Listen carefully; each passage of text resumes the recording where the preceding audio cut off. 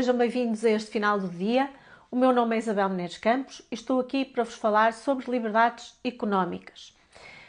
Hoje o meu tema é a habitação. António Costa anunciou pomposamente, a propósito da apresentação da sua moção ao Congresso do PS, que em 2024 haverá habitação condigna para todos os que queiram viver em Portugal. Eu confesso que encaro isto com algum ceticismo. Primeiro porque este governo é useiro e vezeiro em fazer anúncios de coisas que depois não se cumprem. E depois porque, em relação à habitação, temos andado de lei em lei, de lei de bases em lei de bases, de estratégias em estratégias, e parece que com 6 anos que já levamos deste governo, as coisas nunca se resolvem.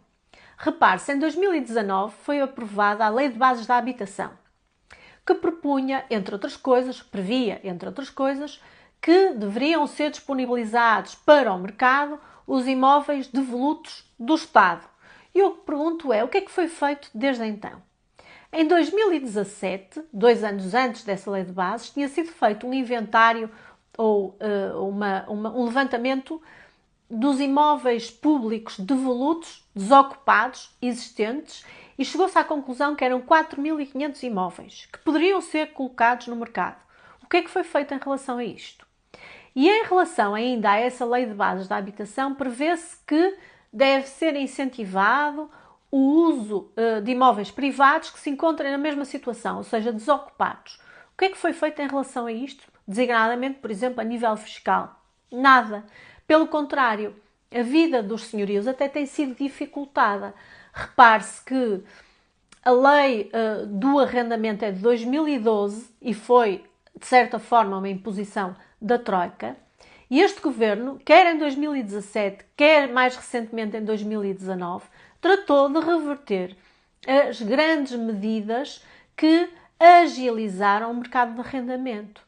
É uma farsa o governo continuar com esta narrativa de que a lei do arrendamento foi do governo de Passos Coelho. Foi, é verdade, mas foi uma imposição da Troika.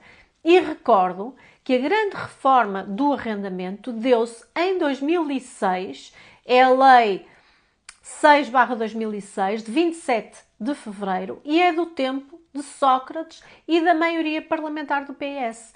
António Costa era ministro nessa altura.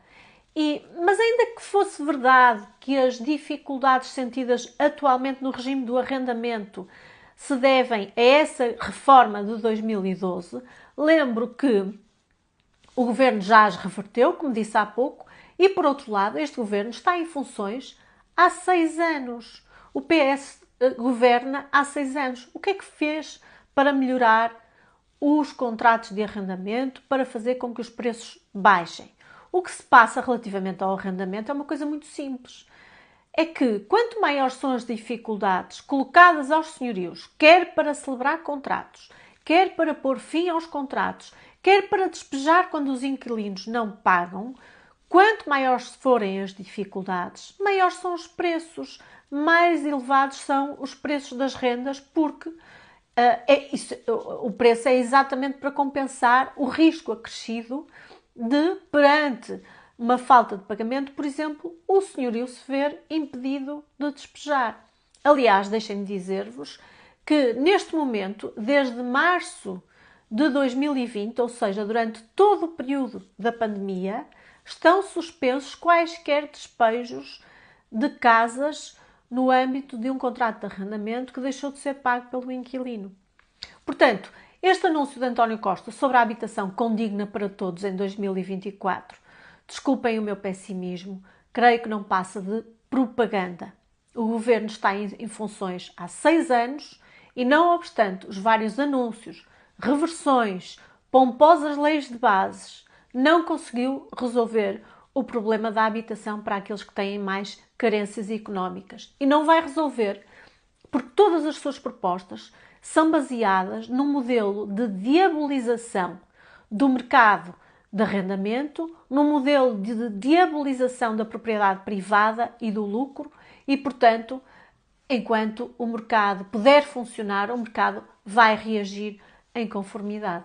Pense nisto, que ainda vamos a tempo de acabar com o socialismo.